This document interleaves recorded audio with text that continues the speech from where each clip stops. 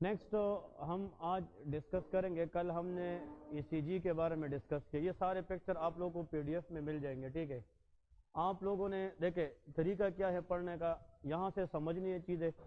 अगर मैंने किसी भी ईसीजी पे दो दो पिक्चर दी है, आप लोगों ने जाकर तीन तीन चार चार उससे अपने भी देखने हैं। जितना नंबर ऑफ पिक्चर ज़्यादा देखेंगे उतना पासिंग रेशो ज़्यादा होती है, ठीक है। तो सबसे पहले तो ईसीजी कल हमने डिस्कस की है। कभी कभार वो आप लोग को इस तरह की एक नॉर्मल ईसीजी भी दिखा सकते हैं, ठीक है। नॉर्मल ईसीजी के कंपोनेंट्स वो पूछेंगे तो जस्ट सिंपल आप लोगों ने बताना है। इसमें सबसे पहले पी वेव होना चाहिए, ठीक है। इसको हम पी आर इंटरवल कहते हैं। इसके बाद क्यू आर एस कम्प्लेक्स होता है। ये जो सबसे लॉन्गेस्ट वेव है दैट इज आर वेव। ये क्या है? R wave. फिर यहाँ पे ये एस टी सेगमेंट होता है and that is T wave. ये क्या है? T wave. तो शाबाश रिपीट करें। First is P wave which shows atrial systole, ठीक है। पी आर इंटरवल ये ए बी नोडल डिले बता रहे हैं। क्यू आर एस कम्प्लेक्स जो है ये हमें जनाब बता रहे हैं वेंट्रिकुलर डीपोलराइजेशन या सिस्टोल बता रहे हैं। एस टी सेगमेंट का मतलब होता है कि वेंट्रिकल्स आर कंप्लीटली डीपोलराइज्ड, और टी वेव वेंट्रिकुलर रीपोलराइजेशन बता रहे हैं, जिसको हम वेंट्रिकुलर डायस्टोल भी कहते हैं। और कल हमने बात बताई थी कि जो एट्रियल डायस्टोल है वो हमें ईसीजी में नजर नहीं आती, क्योंकि that is hide by Q R S complex, ठीक है। वो उसके अंदर हाइड होती है।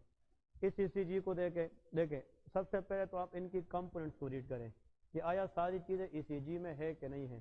तो देखिए मैं अगर स्ट्रिप का यहाँ से स्टार्ट करूँ तो first upward deflection is P wave. ये क्या है? पी वेव है। फिर इसके बाद क्यू आर एस कम्प्लेक्स भी है, और इसके बाद क्या है? T wave.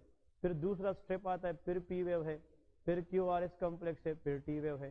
तो अगर ईसीजी के अंदर each and everything is there, it may be a normal strip ECG. ये क्या होना चाहिए? Normal strip ECG. अब थोड़ा सा मैं यहाँ पे दो तीन बातें एक्स्ट्रा बताने लगा। देखे माउस को देके यहाँ पे, यहाँ से लेके अगर मैं इस तरफ नीचे आता हूँ यहाँ तक, और फिर यहाँ से लेके वापस जाता हूँ, तो ये एक स्क्वायर बनता है कि नहीं? ये एक बिग स्क्वायर बनता है। क्या बनता है? Big square. इधर गौर करें, यहाँ से स्टार्ट करें और इस तरफ जाए और फिर नीचे आए, तो ये भी एक क्या है? बिग स्क्वायर है। ऐसा है कि नहीं? हर एक बिग स्क्वायर के अंदर देखे 1 2 3 4 एंड 5 5 स्मॉल स्क्वायर होती हैं। तो every big square ECG paper contain 5 small square in horizontal fashion. अगर आप पूरे बिग स्क्वायर की बात करें तो उसमें 1 2 3 4 5, तो 5 5 25, तो टोटल तो 25 होते हैं, लेकिन एक लाइन में कितनी स्क्वायर हैं? 5 है। अब इधर गौर से देखें, अगर फॉर एग्जांपल आपको कोई ईसीजी दिखाए वहां पे और ये पूछे कि भाई ये रेगुलर रिदम ईसीजी है या इरेगुलर रिदम ईसीजी है, ये वो पूछते हैं कि आया इस ईसीजी की जो रिदम है वो रेगुलर है कि इरेगुलर है। तो सुन ले, ये कौन सा वेव है? आर। और ये भी क्या है? आर है। इस तरह एक और आर भी दिया होगा, और आर भी दिया होगा। आपने हर दो आर के दरमियान बिग स्क्वायर काउंट करने हैं। क्या काउंट करने हैं? Big square. इधर गौर से देखे, इस आर से लेके इस आर तक, यहां से लेके ये बिग स्क्वायर हो गया कि नहीं? ये दूसरा बिग स्क्वायर हो गया, ये तीसरा हो गया, और चौथे का थोड़ा सा पार्ट आया है। इसका मतलब 3.5 बिग स्क्वायर है। क्या है? 3.5। अगर सेम 3.5 स्क्वायर इस आर और आने वाले आर के दरमियान भी आ जाए, तो if the number of big square between consecutive R's are same, इसको रेगुलर रिदम ईसीजी कहते हैं। क्या कहते हैं? Regular rhythm ECG. और अगर हर आर के दरमियान बिग स्क्वायर एक जैसी नहीं हो तो इसको इरेगुलर रिदम ईसीजी कहेंगे। क्लियर है? Irregular rhythm ECG. Another point, अगर आप 3 से 4 आर के दरमियान देखते हैं और 3 3 स्क्वायर आ रही है या 4 4 आ रही है, लेकिन 5वें या 6ठे आर के बाद जनाब वो नंबर ऑफ बिग स्क्वायर क्या हो जाते हैं? खराब हो जाते हैं। उसको रेगुलरली इरेगुलर कहते हैं। क्या कहते हैं? Regularly irregular. और अगर आप यहाँ पे आर आर के दरमियान देखते हैं 2 स्क्वायर है, फिर नेक्स्ट आर आर के दरमियान 6 स्क्वायर है, फिर 1 स्क्वायर है, हर दो आर के दरमियान स्क्वायर बिल्कुल एक जैसे है नहीं, उसको इरेगुलरली इरेगुलर कहते हैं। क्या कहते हैं? Irregularly irregular. लेकिन how to see that the ECG is a regular rhythm ECG और not? Count the big square between two consecutive Rs. इससे हम रेगुलरिटी मालूम करते हैं। रेगुलर रिदम ईसीजी के बारे में बता रहा हूँ, इरेगुलर का जना अलग तरीका है, वो नोट्स के अंदर शामिल है। लेकिन रेगुलर रिदम ईसीजी का अगर आप लोगों से वो डायरेक्ट पूछे और यही पूछते हैं इस बंदे का हार्ट रेट कितना होगा, तो रेगुलर रिदम ईसीजी में हम क्या करते हैं? 300 लेते हैं, 300 divide by number of big square लेते हैं। क्या बस इस आर के दरमियान नंबर ऑफ बिग स्क्वायर 3 है कि नहीं? 3.5 है। लेकिन हम 3 लेते हैं, तो अब 300 को 3 पे डिवाइड करें तो इसका राउंड अबाउट 100 हार्ट रेट है। अगर किसी का हार्ट रेट 60 से कम आ जाए वो ब्रेडिकार्डिया है, और अगर ये 100 से ज़्यादा आ जाए तो टेकिकार्डिया है। मेरी बात समझ रहे कि नहीं? ब्रेडिकार्डिया का मतलब डिक्रीज हार्ट रेट, टेकिकार्डिया का मतलब इंक्रीज हार्ट रेट। तो ये आप लोगों ने इस तरह मालूम करने, ठीक है। इसके बाद नेक्स्ट को देखे, ये भी एक ईसीजी है। देखे इसके अंदर मैंने आप लोगों को पहले नॉर्मल दिखाई थी चीज़ें। तो first wave is P wave, then Q R S complex and after is T wave. ये कंपोनेंट्स पूरे होने चाहिए किसी भी ईसीजी को स्टेप देखने के लिए, ठीक है जी। ये जो 0.12 सेकंड बताए हैं, इसका मतलब ये कि ये बहुत माइन्यूट होता है, ये हमसे वो एक्सपेक्ट नहीं करते, लेकिन थ्योरी में पूछते हैं कि क्यू आर एस कम्प्लेक्स का दौरानिया कितना होना चाहिए, 0.12 सेकंड से ज़्यादा नहीं होना चाहिए। अगर ये 0.12 सेकंड से ज़्यादा हो जाए उसको फिर वाइट क्यू आर एस कहते हैं। क्या कहते हैं? White Q R S. फिर वो एम आई भी हो सकती है, कार्डियोमायोपैथी भी हो सकती है, और ectopic production of ectopic impulse production भी हो सकती है। तो मतलब white Q R S complex is abnormal. तो ये क्यू आर एस कम्प्लेक्स की जो दौरानिया है ये ईसीजी के अंदर 0.12 सेकंड से ज़्यादा नहीं होनी चाहिए। यहाँ से लेके क्यू से स्टार्ट होता है क्या चीज़, दैट इज वेंट्रिकुलर डीपोलराइजेशन, और टी पे जनाब खत्म होता है वेंट्रिकुलर रीपोलराइजेशन। इस क्यू से लेके इस टी के एंड तक इसको हम वेंट्रिकुलर इवेंट्स कहते हैं। क्या कहते हैं? Ventricular events. क्योंकि पहले हाफ में वेंट्रिकुलर डीपोलराइजेशन हो रही है, इसमें वेंट्रिकुलर रीपोलराइजेशन हो रही है। तो क्यू से लेके टी के एंड तक जो मैक्सिमम टाइम है वो 0.44 सेकंड होना चाहिए। कितना होना चाहिए? 0.44 सेकंड। अगर ये इससे बढ़ गया इसको हम फिर वाइड या इंक्रीज क्यूटी इंटरवल कहते हैं। Increase QT interval mean if the ECG time is more than 0.44 second, ठीक है। तो अभी तक ये तीनों ईसीजी जो आप लोगों को दिखा चुका हूँ, they all are normal ECG. तो जब आप लोग फिर बाद में पढ़ेंगे नॉर्मल ईसीजी के बारे में, तो ये चीज़ें आप लोगों को पता होना चाहिए कि नॉर्मल ईसीजी हमने किस तरह रीड करना है। इसके बाद नेक्स्ट आते हैं इस कंडीशन की तरफ। देखें इस तरह का एक ईसीजी वो आप लोगों को दिखाएंगे। ये वाली ईसीजी को गौर से देखें और इसको हल करने की कोशिश करते हैं। सबसे पहले स्टार्ट करें आप यहाँ से। इसमें पी वेव है कि नहीं?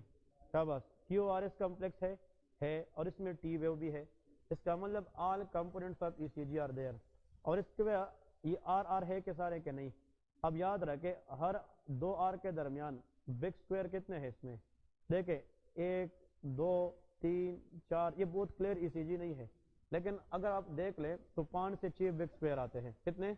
5 से 6। फॉर एग्जाम्पल 5 तक है या 6 ले लें, इसमें भी उतने हैं कि नहीं है?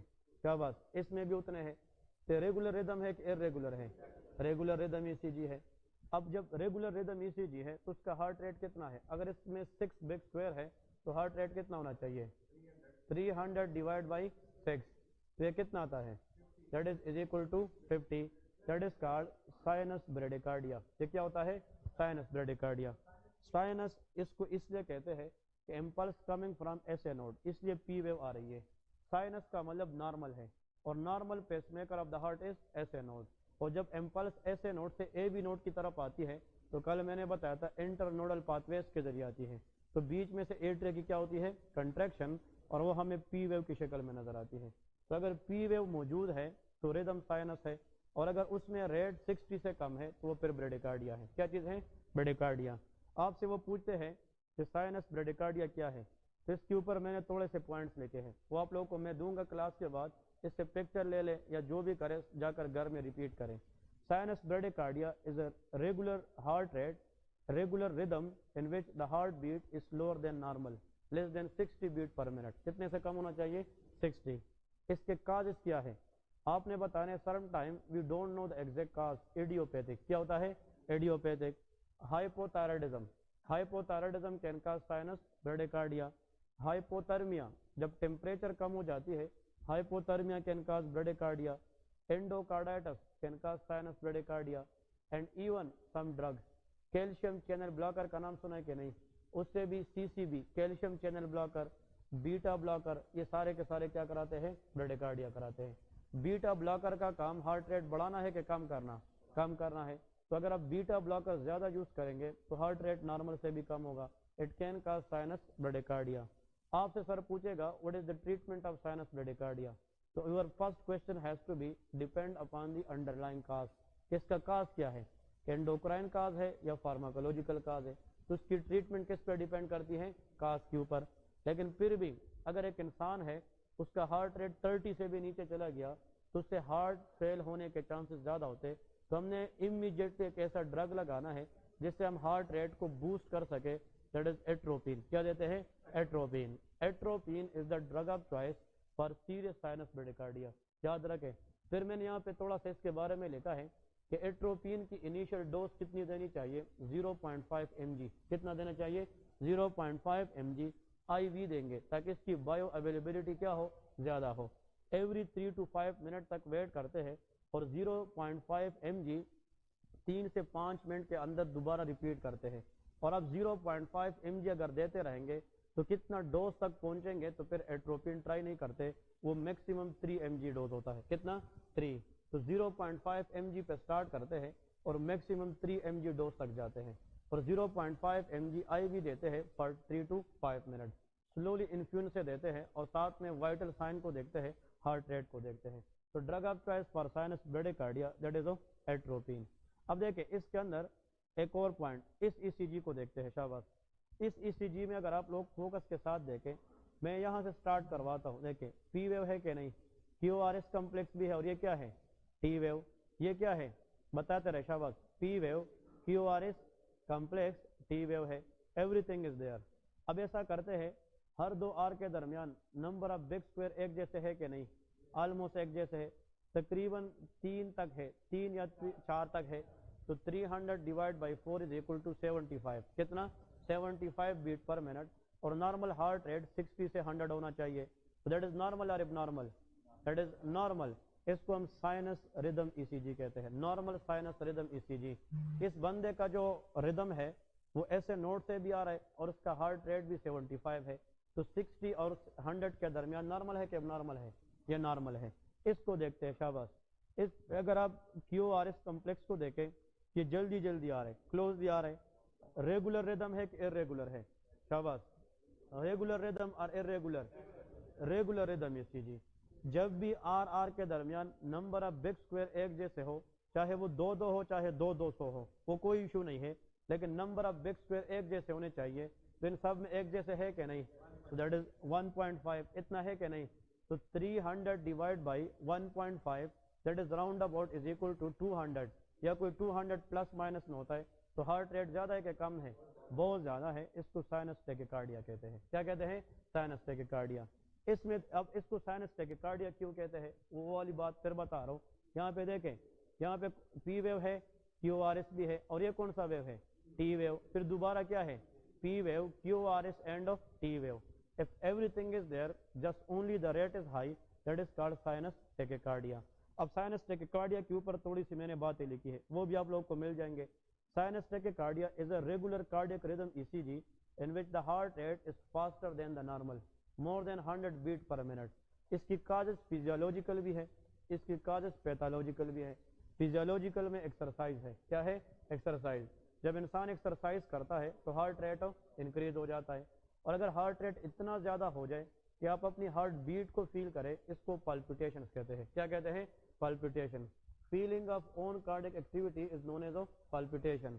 फिर दूसरी बात, फिजियोलॉजिकल स्ट्रेस है।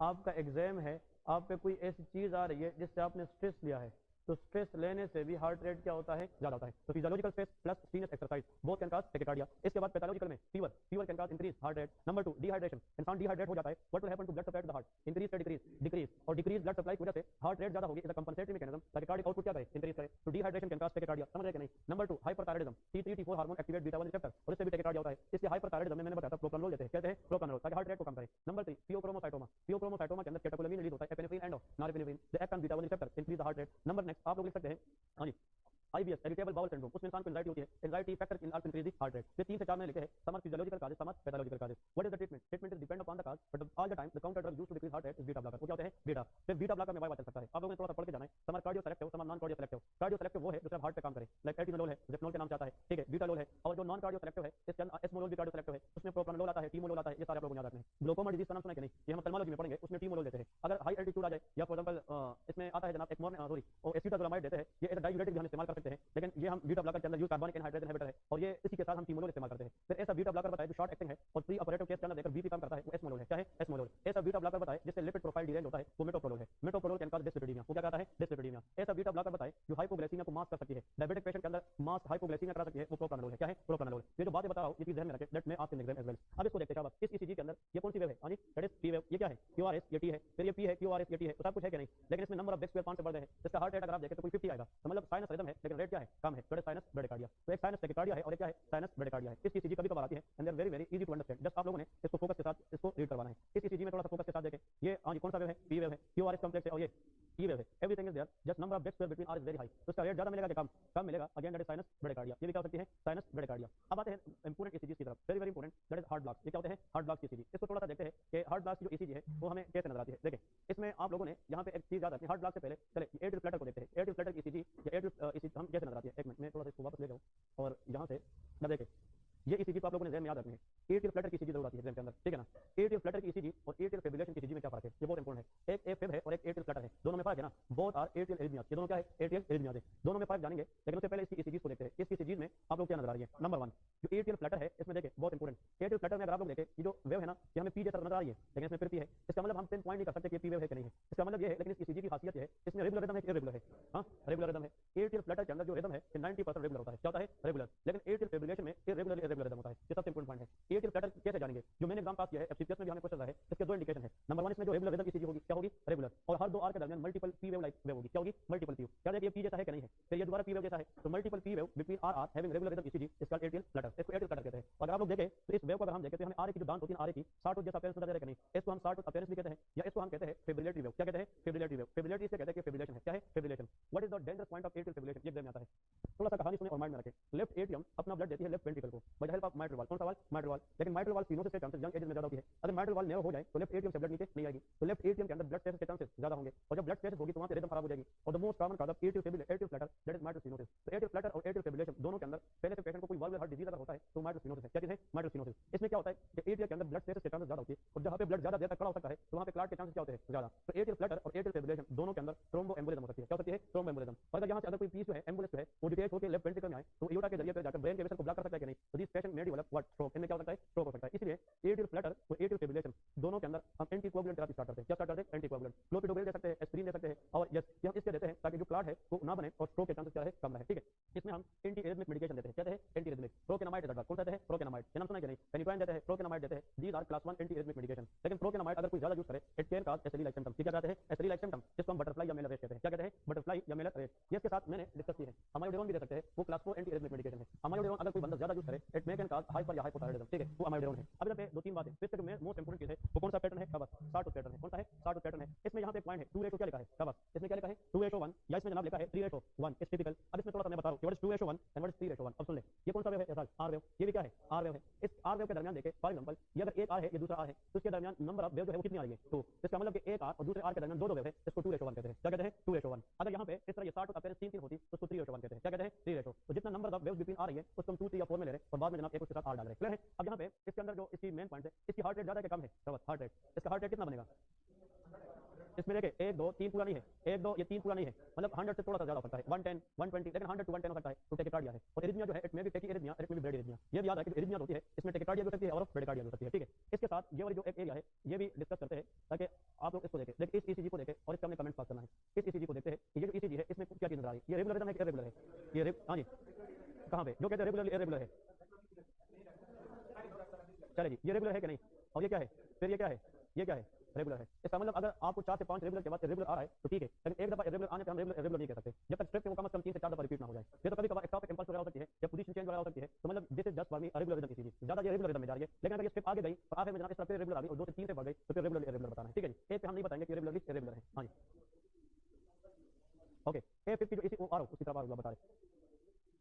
ओके, एट्रियल फ्लटर और एट्रियल फिब्रिलेशन इनकी जो ईसीजी है ये हम किसी भी लीड में देख सकते हैं। इसके लिए जरूरी है कि बार लीड का होना जरूरी है। सिंगल लीड हो सकती है, मल्टीपल लीड हो सकती है। तो वो लॉन्ग लीड में देख सकते हैं। जो लॉन्ग लीड है उसको स्टेप लीड कहते हैं। स्टेप लीड नंबर 2 होता है, उसमें आपको बिना हर किस्म की वेव आ सकती है। तो अगर वो आपको एक लीड दिखाते हैं तो स्टेप लीड होता है, वरना एक से ज्यादा भी दिखा सकते हैं, वो फिर मल्टी लीड ईसीजी होता है। ठीक है? इस ईसीजी को देखें शाबाश। इसमें हर आर के दरमियान कितनी आ रही है? 2 2 के 3 3, इसको 3:1 कहते हैं। अब समझ गए कि नहीं? ये लोग भी गलत कहते हैं 2:1 3:1। ये आप लोगों ने बताना sir multiple 3 wave between R, इसलिए 3:1 भी कंडक्शन है। और इसमें देखिए स्टार्ट अपीयरेंस है कि नहीं, और इसमें रेगुलर रिदम है कि इरेगुलर? तो बात पक्की हो गई। रेगुलर रिदम ईसीजी और between R wave multiple P like waves that is called atrial flutter. वो क्या होना चाहिए? एट्रियल फ्लटर, चाहे वो एक ईसीजी हो या एक से ज्यादा हो, बस इतना याद रखना है, ठीक है। मैं आप लोग कुछ ईसीजी इंशाल्लाह 1-2 दिन में लाऊंगा, उसमें मैंने लिखा नहीं होगा, वो आप लोगों ने डायरेक्ट बताना है, ताकि 4 से 5 ईसीजी आप खुद इस तरह बताएंगे ब्लाइंडली तो फिर आप लोग को पास हो जाता है, ठीक है। लेकिन कुछ चीजें ईसीजी के हर जगह पे मिलती है, लेकिन टीचर का काम इसको समझाना है कि आपको बताया कि कहां से आपने इसको ब्रेक करना है। अब ये जनाब एट्रियल फ्लटर की ईसीजी हमने स्टडी किया, इसके साथ ये देखते हैं ताकि आप लोगों को ये भी पता चले कि यार ये ईसीजी अगर आ जाए तो इसको हमने कैसे देखना है। अब इस ईसीजी को देखना क्या बात, दैट इज रेगुलर रिदम या इरेगुलर रिदम? इरेगुलर रिदम है, देखना यहां पे यार कितनी आ रहा है, फिर ये अलग है, ये फिर अलग है, ये फिर अलग, इसको इरेगुलर रिदम कहते हैं। क्या कहते हैं? इरेगुलर। और जब इरेगुलर रिदम आ जाए और हर आर के दरमियान नंबर ऑफ स्क्वायर एक जैसी नहीं हो and there multiple period like structure, इसको एट्रियल फिब्रिलेशन कहते हैं। क्या कहते हैं? Atrial fibrillation. तो फ्लटर में रेगुलर रिदम ईसीजी है, फिब्रिलेशन में इरेगुलर है, ठीक है जी। एक में जनाब नंबर एक में 60 पेरेंट्स है और इसको कहते हैं undefined P wave. Undefined mean हमें नहीं पता चलता कि पी वाली क्या आ रही है, इसको अनडिफाइंड पी वेव कहते हैं, लेकिन मल्टीपल होने चाहिए, लेकिन इरेगुलरली रिदम ईसीजी होनी चाहिए। इसमें देखना, इससे आप लोग थोड़ा सा अंदाजा लगाए, ये भी आप लोग को आसान होगी, बिल्कुल देखने से पता चलता है। टिपिकल ईसीजी आप इंग्लिश स्टेप 2 में जाएंगे, इस पे ईसीजी पढ़ी होगी, तब this is for me irregular rhythm ECG and that is atrial Flutter. तो एट्रियल फिब्रिलेशन, तो सर आपसे पूछेगा कि एट्रियल फिब्रिलेशन अगर किसी को हो जाए तो 2/3 ऑफ द पेशेंट, 100 में से 66% पेशेंट को 2/3 मेजॉरिटी को माइट्रोसिनोसिस होता है। क्या होता है? माइट्रोसिनोसिस। To look for the cause we should need some investigation. ECG करेंगे, इको करेंगे, उसे हम फिर पता चलाएंगे कि एट्रियल फिब्रिलेशन है कि नहीं। अब देखें, a type of arrhythmia when abnormal electrical impulse suddenly firing and start from the atria, ये atria का मसला है ना, तो atrial fibrillation है। what are the causes? coronary artery diseases, mitral stenosis is the most common cause, high blood pressure and previous heart surgery। अगर किसी ने पहले से हार्ट सर्जरी की है तो उसने दोबारा पोस्ट सर्जिकल एरिथमिया के चांसेस ज्यादा होते हैं। तो previous heart surgery, what is the treatment? मैंने इसकी ट्रीटमेंट थोड़ी सी लिखी है, ये सब बता रहे हैं वहां पे 3 से 4 मिनट में, क्या देंगे? नहीं, डायजॉक्सिन एट्रियल फिब्रिलेशन में क्यों देते हैं? वेरी गुड क्वेश्चन ही है, उसकी तरफ आ रहा हूं, व्हाई? बिल्कुल दे सकते हैं, लेकिन क्यों देंगे? ये सवाल है, देंगे, I can appreciate your answer, क्यों देंगे? हां सोच ले, डायजॉक्सिन का रोल क्या है एट्रियल फिब्रिलेशन में? इसने बात तो सही कही है, इसमें तो कंटेक्स्ट पहले से बोल रहा है। हाँ, डायजॉक्सिन हैज अ वेगल स्टिमुलेशन, ये वेगस नर्व स्टिमुलेट करती है और जब डायजॉक्सिन वेगल स्टिमुलेशन करती है उससे हार्ट रेट कम हो जाता है। इसका मतलब it decrease the rate by increasing vagal stimulation, और ऐसे नोड को सप्लाई करता है वेगस नर्व। डायजॉक्सिन के दो फंक्शन है, एक ये वेगस नर्व स्टिमुलेट करके हार्ट रेट कम करती है और ये पॉजिटिव आइनोट्रोपिक है, वेंट्रिकुलर कंट्रैक्टिलिटी बढ़ाता है, इससे हार्ट फेलियर में भी दे सकते हैं और एट्रियल फिब्रिलेशन में भी दे सकते हैं, ठीक है जी। Digoxin at cell can cause arrhythmia, वो क्या कर सकता है? एरिथमिया, क्योंकि डायजॉक्सिन कैन कॉज हाइपरकैलेमिया, वो क्या कर सकता है? हाइपरकैलेमिया। अब सुने, ट्रीटमेंट थोड़ा सा मैं बताता हूं सबके लिए। Treat underline cause, underline cause क्या है? फिर प्रिवेंशन ऑफ थ्रोम्बोएम्बोलिज्म, हम ये नहीं चाहेंगे कि पेशेंट को एम्बोलिज्म बने, उसके लिए हम एस्पिरिन देंगे, क्या देंगे? एस्पिरिन देंगे, क्लोपिडोग्रेल देंगे, एंटीकोएगुलेंट थेरेपी स्टार्ट करेंगे, साथ में जनाब हार्ट रेट कंट्रोल करेंगे, उसके लिए डायजॉक्सिन दे सकते हैं हार्ट रेट के लिए। रिदम कंट्रोल करेंगे ताकि जो इरेगुलर रिदम है ये ठीक हो जाए, एंटी एरिथमिक देंगे, क्या देंगे? एंटी एरिथमिक ड्रग देंगे, अमाइडोन दे सकते हैं, प्रोपेनामाइड दे सकते हैं, ठीक है। और आखिर में अपस्ट्रीम थेरेपी में विद द टाइम हम एसी इनहिबिटर, एआरबीज और स्टेटिन वगैरह स्टार्ट करेंगे, क्योंकि पेशेंट की अंडरलाइन कॉज को भी देखेंगे किस पे मसला क्यों आया है, ठीक है। एट्रियल फिब्रिलेशन का जो रिस्क है वो क्या है? That is heart failure. अगर हार्ट इस तरह फ्लिपिंग करता है इस तरह, तो उसको सिस्टोल के लिए तो टाइम ज्यादा मिल रहा है, डायस्टोल का टाइम क्या है? कम है, और हार्ट की फीलिंग तो डायस्टोल में हो रही है, तो जब डायस्टोलिक टाइम कम होगा तो हार्ट की फीलिंग कम होगी, तो कार्डिक आउटपुट भी क्या होगी? कम, it can cause heart failure. अगर इतना ब्लड ना निकले वो ब्रेन की डिमांड को पूरी करे, इट कैन कॉज शॉक, ये शॉक भी करा सकता है, ये स्ट्रोक भी करा सकता है, ठीक है जी। तो ये बहुत इंपॉर्टेंट पॉइंट है, ये याद रखना है। तो एक में रेगुलर रिदम ईसीजी है और एक में इरेगुलरली इरेगुलर रिदम ईसीजी है। इसको देखें, डिफिब्रिलेट भी कर सकते हैं, कार्डियोवर्जन भी कर सकते हैं, डिफिब्रिलेट भी कर सकते हैं। ये अब देखें इस एरिया को देखें, शाबाश, ये रेगुलर रिदम है कि इरेगुलरली इरेगुलर। तो आप लोगों को अगर मैं ईसीजी दिखाता हूं, आर के दरमियान नंबर ऑफ बिट स्क्वायर एक जैसी हो और इन बिटवीन चाहे 2-2 पीपी हो, चाहे 3-3 हो, चाहे 4-4 हो, इसका मतलब नंबर ऑफ पीपी जितनी भी हो लेकिन रेगुलर रिदम ईसीजी हो तो वो एट्रियल क्या होगी? फ्लटर होगी, वो 60 होता है पेरेंट से। लेकिन अगर इरेगुलर रिदम ईसीजी आ जाए और इसमें in between P wave define ना हो तो इसको एट्रियल फिब्रिलेशन कहते हैं, ठीक है। तो आप लोगों का माइंड थोड़ा बन गया कि नहीं? इसका ये याद रखना है, ठीक है। इसके बाद नेक्स्ट ईसीजी की तरफ आप लोगों को लेके जा रहा हूं। देखिए ये जो ईसीजी है इसको देखते हैं, इस तरह का कोई ईसीजी आप लोगों को दिखाएंगे। ये जनाब पी वेव है, क्या है? P wave. ये क्यूआरएस कॉम्प्लेक्स है, ये एसटी सेगमेंट, और ये क्या है? T wave. तो टाल T wave is sine of hyperkalaemia. Hyperkalaemia का थोड़ा सा देख के जाना। हाइपरकैलेमिया का रिस्क उन लोगों में होता है जिनमें मसल सेल लाइसिस के चांसेस ज्यादा होते हैं, क्योंकि every cell contain potassium and जब सेल लाइसिस अगर potassium release in the blood, rhabdomyolysis नाम सुना है कि नहीं? ट्यूमर लाइसिस सिंड्रोम के नाम सुना है कि नहीं? कीमोथेरेपी जो लोग लेते हैं तो ट्यूमर में न सिर्फ सेल की प्रोडक्शन होती है, सेल की डिस्ट्रक्शन भी होती है, तो हाइपरकैलेमिया होता है। तो मतलब ऐसी चीज है जो पोटेशियम बढ़ा सकती है। इसमें थ्योरी में याद करें, आप ठीक करके कहे तो सर आपको थोड़ा सा नंबर देना चाहता है, वो कहते हैं very good, tall T wave, peak T wave is a sign of hyperkalemia. Can you tell me some other changes which may see in hyperkalemia? Sir flattening of the P wave, जो P wave की जो स्पर्क है ये थोड़ी सी wide और flat हो जाती है, जैसे पी वेव इस तरह हमारे पास स्लो बनाती है, लेकिन हाइपरकैलेमिया में थोड़ी सी जो पी वेव है वो क्या बन जाती है? फ्लैट। तो science of hyperkalaemia in ECG, number 1 flat P wave, एक तो पी वेव फ्लैट होती है, नंबर 2 इसमें वाइड क्यूआरएस आता है, क्या आता है? Wide QRS. एसटी सेगमेंट में डिप्रेस और में नॉट डिप्रेस, लेकिन डिप्रेस एसटी सेगमेंट भी हो सकता है, और आखिर में सबसे strong point tall and peak T wave हो सकती है। तो चार बातें, flat T wave, wide QRS complex, ST segment depression and peak tall T wave, these are the clinical finding in ECG of this condition hyperkalaemia. Hyperkalaemia अगर हो जाए arrhythmia के चांस हो सकते हैं कि नहीं? और एरिथमिया को कम करने के लिए कौन सा ड्रग देंगे? कैल्शियम ग्लूकोनेट देते हैं। What is the normal potassium level in the blood? That is very good. अगर किसी का पोटेशियम 6 आ जाए तो हाइपर है कि हाइपो? हाइपर है, लेकिन एरिथमिया तब होती है जब पोटेशियम 6.5 को क्रॉस करे, ये भी एग्जाम में आता है। तो when potassium is crossing 6.5 that is the alarming sign for the arrhythmia in the heart, इसलिए हम पे पोटेशियम को क्लोजली मॉनिटर करते हैं। इधर देखें ना, यहां पे अगर आप देखें ये क्यूआरएस से छोटी-छोटी और इसके ऊपर ये क्या है? T wave. तो टी वेव इतनी टाल है कि वो क्यूआरएस से भी ऊपर गई है, तो मतलब टाल टी वेव जब भी आ जाए थिंक अबाउट हाइपरकैलेमिया। ये चीज आप लोग के बाद में देखें, बार-बार ईसीजी देखेंगे तो आप लोग को ये पता होगा कि हाइपरकैलेमिया। अब इसको देखें, ये भी मैंने डाली है वाइवा के लिए कि लास्ट टाइम वाइवा में आया तो मैंने सोचा कि इसको आप याद करें। एक्चुअली पीक टी वेव आ जाए, peak T wave think about that is देखिए हाइपरकैलेमिया ईकेजी चेंज है ईसीजी। पोटेशियम लेवल यहां पे जनाब 6.5 से 6.5 पे जाती है तो पीक टी वेव आती है, क्लियर है कि नहीं? फिर यहाँ पे ये पीआर एंटर, ये पी वेव वाइड हो जाती है, फ्लैट हो जाती है, क्या हो जाती है? फ्लैट। जब पोटेशियम लेवल और भी ऊपर चले जाते हैं, इसका मतलब नॉर्मली 3.5 से कितना होता है? 5.5 से जाके 6.5 के दरमियान हो तो first changes on ECG should be peak T wave, क्या होना चाहिए? Peak T. अगर ये फिर 6.5 से 7 की तरफ जा रही है तो फिर पी वेव की फ्लैटनिंग स्टार्ट हो जाती है, मेरी बात समझ आए कि नहीं? पी वेव की फ्लैटनिंग 7 से जनाब इस तरह फॉर एग्जांपल ऊपर जाती है 7, तो फिर ये ड्रॉप हो जाती है, पी वेव बिल्कुल खत्म हो जाती है, इन्वर्ट हो जाती है, और जब बहुत आगे जाती है तो क्यूआरएस फिर वाइड हो जाती है। इसका मतलब क्यूआरएस की जो वाइडनिंग है that is the late sign in hyperkalaemia. लेकिन the first change that is occurring on ECG that will be tall T wave, वो क्या होना चाहिए? टाल टी वेव। इस एग्जाम के अंदर जो आते हैं वो भी टाल टी वेव के ज्यादा क्वेश्चन आते हैं। इसके साथ ही हमने एक और चीज रखी है दैट इज फॉर हाइपोकैलेमिया, क्या होना चाहिए? हाइपोकैलेमिया। हाइपोकैलेमिया की ईसीजी को थोड़ा सा देखते हैं। यहाँ पे ये पी वेव नॉर्मल है कि नहीं, ये क्यू आर एस कम्प्लेक्स को देखे ये भी नॉर्मल जा रहा है और ये टी वेव है, ऐसा है कि नहीं। अब यहाँ पे देखे इस ईसीजी में ये जनाब पी वेव है, ये स्लाइट न्यू कहते हैं प्रोलॉन्ग है, लेकिन इसकी प्रोलॉन्गेशन हमें कैसे पता चलेगी, हम उसमें स्क्वायर देखते हैं, एक बिग स्क्वायर में कितने स्मॉल स्क्वायर है 5, ये जो पी आर इंटरवल है ये 2 to 3 स्मॉल स्क्वायर होती है, कितना होती है 2 to 3, अगर इसकी जो ड्यूरेशन है वो 3 स्मॉल स्क्वायर से क्या हो जाए बढ़ जाए उसको प्रोलॉन्ग पी आर इंटरवल कहते हैं, क्या कहते हैं प्रोलॉन्ग। तो ये भी वाई बात के लिए याद रखें कि normal P R interval should be 2 to 3 small square, कितना होना चाहिए 2 to 3, 3 से ज्यादा को हम प्रोलॉन्ग पी आर इंटरवल कहते हैं। अब ये देखें यहाँ पे इस ईसीजी में अगर देखें एसटी सेगमेंट डिप्रेस हो रहा है कि नहीं, एसटी सेगमेंट, और ये हमारे पास कौन सा वेव है टी वेव, लेकिन टी वेव इतनी ऊपर नहीं गई है शेलो है, लेकिन टी के बाद तो पी आना चाहिए, क्या आना चाहिए पी, लेकिन टी के बाद अगर एडजेसेंट एक वेव ऊपर गई होती है इसको यू वेव कहते हैं, क्या कहते हैं यू वेव। तो टी वेव और पी वेव के दरमियान एक प्रोमिनेंट वेव का नाम that is called off you wave, and you wave in the ECG after T wave before T wave that is sine of hypokalemia. ये क्या होता है हाइपोकैलेमिया। तो दो बातें, हाइपोकैलेमिया में टाल टी वेव होती है, हाइपोकैलेमिया में फ्लैट टी वेव होती है, फ्लैट ना बताए इन्वर्टेड टी वेव भी होती है, लेकिन पैथोलॉजिकल यू वेव अगर आ जाए टी वेव के बाद तो वो भी हाइपोकैलेमिया होती है। तो हाइपोकैलेमिया के जनाब ये आप लोगों ने याद रखना है। अगर एक पेशेंट डायबिटिक है और वो इंसुलिन पे है तो insulin can cause hyperkalaemia, hypokalaemia, hypokalaemia क्योंकि insulin increase the entry of potassium into the cell, तो it can cause hypokalaemia insulin की वजह से। अनदर थिंग इस ईसीजी को देखें शाबाश, अब जरा देखें ना यहाँ पे ये ईसीजी जो दी गई है यहाँ पे ये क्यूआरएस कॉम्प्लेक्स है कि नहीं, इसके बाद कौन सी वेव है टी, ये एसटी सेगमेंट भी डिक्रीज है, डिप्रेशन टी वेव भी नीचे, इसको कहते हैं इन्वर्टेड टी वेव, क्या कहते हैं इन्वर्टेड, और इस टी के बाद तो पी आना चाहिए ये वाला, लेकिन इसके बीच में वेव है कि नहीं that is U wave, and this pathological U wave is a sign of hypokalemia. ये क्या होता है हाइपोकैलेमिया होता है, ठीक है जी। इसलिए ये भी हाइपोकैलेमिया वाली ईसीजी है, बिल्कुल ए टू जेड सेम आप लोगों ने वही देखना है। इसमें फिर एक और पॉइंट यहाँ पे एक मिनट ये इसकी तरफ आ रहे हैं, ये थोड़ा सा आप लोग को दिखाता चलो, ये भी वही एट फ्लैटर और देखें रेगुलर ईसीजी और इरेगुलर, इसमें अभी इसमें स्क्वायर है ही नहीं, लेकिन देखने से पता चलता है कि रेगुलर है, एक जैसा है कि नहीं, लेकिन लुक ये बता रही है कि नंबर ऑफ आर वेव एक जैसे पास लेते हैं, रेगुलरिज्म है कि नहीं, लेकिन इसमें मल्टीपल ये पी वेव लाइक स्ट्रक्चर आ रही है कि नहीं, तो मतलब ये स्टार्ट ऑफ अपीयरेंस है, तो एट क्या है फ्लैटर है, इस स्टार्ट ऑफ अपीयरेंस को हम फ्लैटर वेव कहते हैं, क्या कहते हैं फ्लैटर वेव। ये 2:1 है कि 3:1 है, ये 3:1 है, क्या है 3:1 होता है, ठीक है। इसके साथ इस ईसीजी को देखें क्या बस ये क्या है रेगुलरली इरेगुलर है और इसमें नंबर ऑफ पी वेव बहुत ज्यादा है कि नहीं, मे बी ये 60 भी हमें दे है, तो मे बी एटिल फ्लैटर है जो एटिल फेब में कन्वर्ट हुई है, किसमें कन्वर्ट हुई है एटिल फेब में, तो एटिल फ्लैटर में कन्वर्ट इनटू एटिल फिब्रिलेशन। अगर आपसे कोई यहाँ पे ये पूछे कि ये मतलब इसमें हमारे पास कौन सा है 3:1 है या 4:1 है, इसको वेरिएबल ब्लॉक कहते हैं, क्या कहते हैं वेरिएबल। इसमें कहीं पे 2:1 है कहीं पे 3:4:1 है,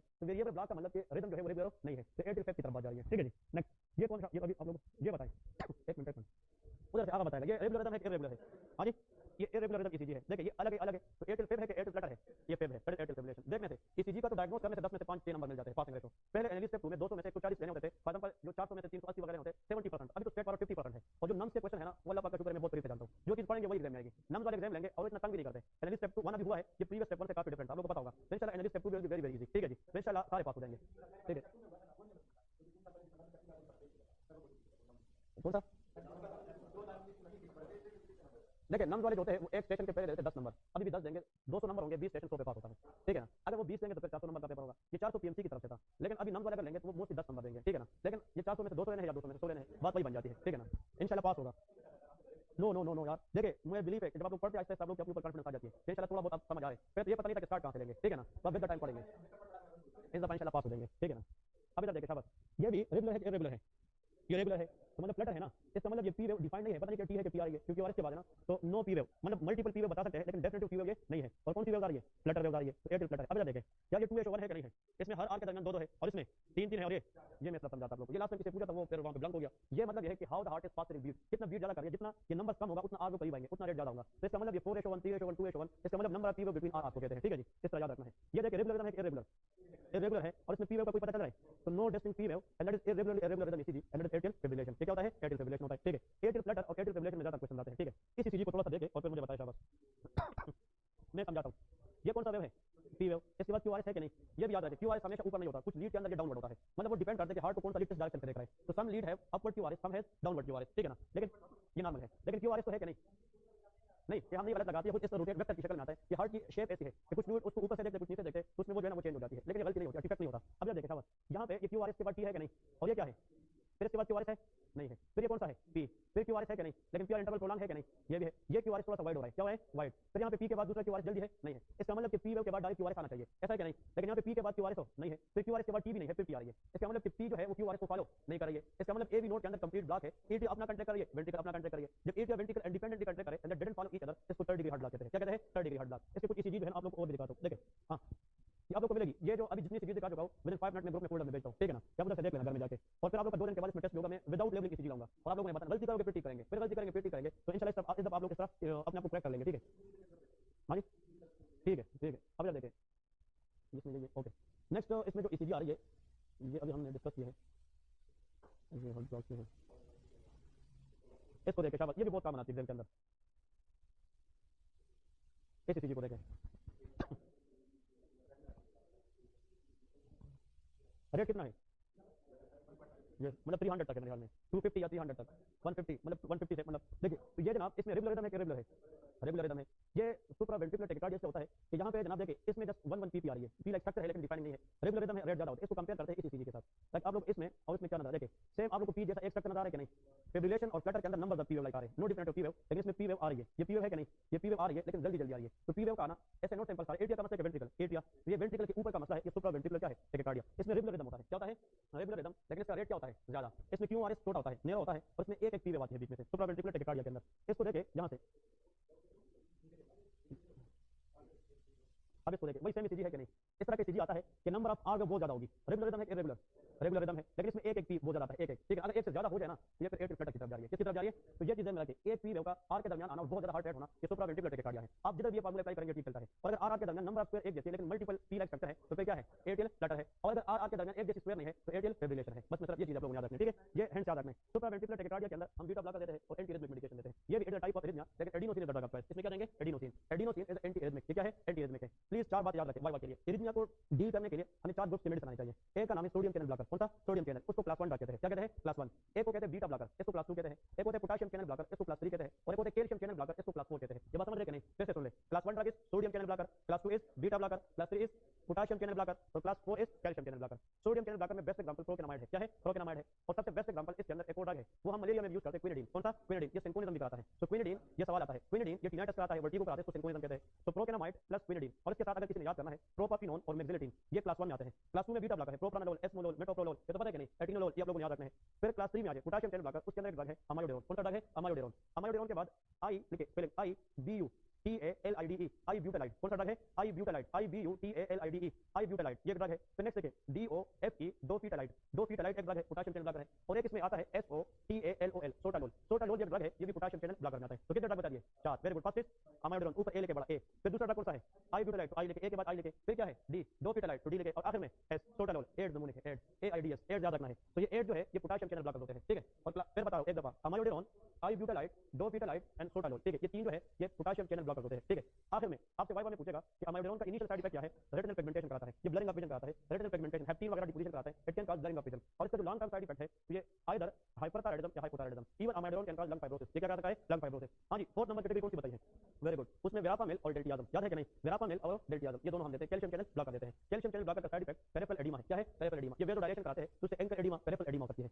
अब गौर से सुने, एक ऐसा ड्रग जिसमें सोडियम चैनल ब्लॉकर है, न बीटा ब्लॉकर है, न पोटेशियम चैनल ब्लॉकर है और न कैल्शियम चैनल ब्लॉकर है, लेकिन फिर भी हम क्या यूज करते हैं एंटी रिदमिक यूज करते हैं, उसको हम कहते हैं अदर एंटी रिदमिक, क्या कहते हैं अदर। उसका क्लासिकल एग्जांपल एडिनोसिन है, adenosine is not present in any category but it is other anti rhythmic and used for supraventricular tachycardia. हां पोटेशियम जब बाहर निकलता है इससे तो हाइपर पोलराइजेशन कराता है, क्या कराता है हाइपर। ये जो एडिनोसिन है it increase the E plus duration of potassium, ताकि पोटेशियम ज्यादा देर तक चलती रहे, ताकि दोबारा डीपोलराइजेशन आने में क्या लगे टाइम लगे, ताकि रिदम कम हो जाए, रेट कम हो जाए। तो एडिनोसिन इंक्रीज हाइपर पोलराइजेशन, ये क्या करता है हाइपर। और ये भी सिक्योर है, एडिनोसिन के साथ थियोकाइलिन नहीं देना चाहिए, थियोकाइलिन एडिनोसिन की इफेक्ट को ब्लंट कर देता है, कम कर देता है। और जो एडिनोसिन है ये शॉर्ट एक्टिंग ड्रग है, 15 सेकंड के अंदर काम करता है, कितने सेकंड में 15 सेकंड में, बस जरा डिटेल में नहीं जाए, ठीक है। तो एसवीटी में याद रखें, मैं यहां पे अब थोड़ा सा आप लोग को रिवाइज कर रहा हूं, जल्दी बताएं। दो आर के दरमियान नंबर ऑफ बिग स्क्वायर एक जैसी है और सिंगल वेव आ रही है, क्या है एसवीटी सुप्रावेंट्रिकुलर टैकिकार्डिया। दो आर के दरमियान नंबर ऑफ बिग स्क्वायर एक जैसी है लेकिन ज्यादा पीपी वेव है, दैट इज एटीएल फ्लैटर। और अगर आर के दरमियान रिदम एक जैसी नहीं है लेकिन पी वेव ज्यादा है तो आरटीएल फिब्रिलेशन है। अगर टी वेव टार है और फ्लैट पी वेव है तो हाइपरकैलेमिया है, और अगर टी वेव के बाद यू वेव है तो हाइपोकैलेमिया है, ठीक है, इस तरह याद रखना है। इसके बाद लास्ट जो है इसमें इंपोर्टेंट पॉइंट कुछ ईसीजी जो मेरे नजर में है वो आगे पढ़ाऊंगा, लेकिन ये जो इस लेक्चर के लिए ताकि आप लोग ऑब्जर्व भी करें और उसको याद करें, एक और ईसीजी मैं यहां से आप लोगों को पढ़ाऊं, that is the anterior wall MI ECG, कौन सा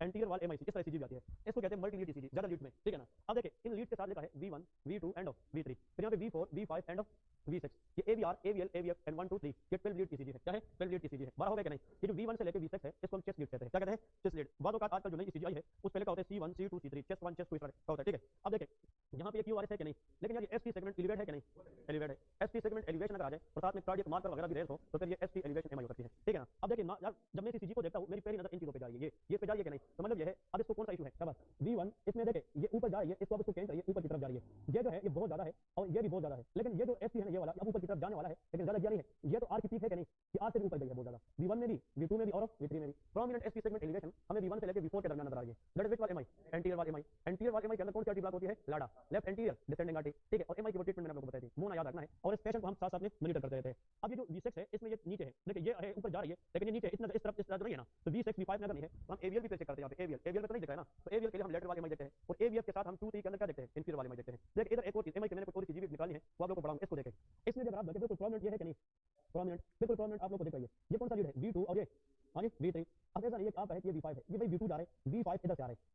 थोड़ा सा देखें, ये V5 है ना, उसका लीड तो ये है ना, तो इसमें एलिवेशन हमें नजर नहीं आ रही, इसमें एलिवेशन नजर नहीं आ रही। अगर आ रही है V1 में भी नजर नहीं आ रही, इसमें V1 किसमें नजर आ रही है? V2 में और V3 में और V4 और V1 से लेके V4 के दरमियान किसी भी दो में अगर एसपी सेगमेंट एलिवेशन आ जाए, एंटीरियर वाले एमआई होता है। क्या होता है? एंटीरियर वाले एमआई होता है। ठीक है जी, दैट इज फॉर मी विच वाले एमआई? एंटीरियर वाले एमआई। तो ये आप लोग को यहां पे सब बताया गया है। ये पी वेव है, क्या है? P wave. ये PR interval QR is complex, तो एसपी सेगमेंट ऊपर गई है कि नहीं? तो SP segment elevation is one of the changes in ECG for MI या एमआई। तो अगर वो 1 से 4 तक है तो एंटीरियर वाले है, अगर V5 V6 एवीएल में है तो लेटरल वाले एमआई है, अगर 2 3 एवीएफ में है तो फिर इंफीरियर वाले एमआई होता है। तो ये इस तरह हम डील करते हैं। आज के दिन तक इतना मोर देन एनफ है। कल हमारा हार्ट ब्लॉक डिस्कस करेंगे, सुन ले। कल हार्ट ब्लॉक की फर्स्ट डिग्री हार्ट ब्लॉक की ईसीजी क्या होती है, सेकंड डिग्री में पे मोवेट टाइप 1 एंड ऑफ मोवेट टाइप 2 ये नाम सुने कि नहीं, और थर्ड डिग्री ब्लॉक। उसके साथ साथ वेंट्रिकुलर टैकिकार्डिया की ईसीजी क्या है, वेंट्रिकुलर टैकिकार्डिया हम डिस्कस करेंगे, और हाइपरकैल्सीमिया प्लस हाइपोकैल्सीमिया। कितनी ईसीजी 10 से 12 याद करेंगे, कोई एग्जाम ऐसा नहीं है जिसमें से आउट क्वेश्चन आ जाए ईसीजी का, और फिर उसी ईसीजी पे बार-बार आप लोगों ने प्रैक्टिस करनी है। तो कल हमारा देखिए नेक्स्ट हाफ ऑफ इंस्ट्रूमेंट का है, इंस्ट्रूमेंट आगे डिस्कस करना है, रिमेनिंग ईसीजी है, और एक क्या कंसल्ट या काउंसलिंग का सेशन करेंगे। ये काउंसलिंग या कंसल्ट कैसे लेते हैं, फिर फर्स्ट कोई टर्मिनोलॉजी के साथ कोई कंसल्ट काउंसलिंग एक एक्स्ट्रा ऐड कर देंगे। ठीक है जी, तो ये जनाब आप लोगों ने पढ़ना है, और इसकी जो पीडीएफ नोट्स है वो इंशाल्लाह आप लोग को अभी ग्रुप में मिल जाएंगे। ठीक है, लास्ट क्वेश्चन लेता हूं।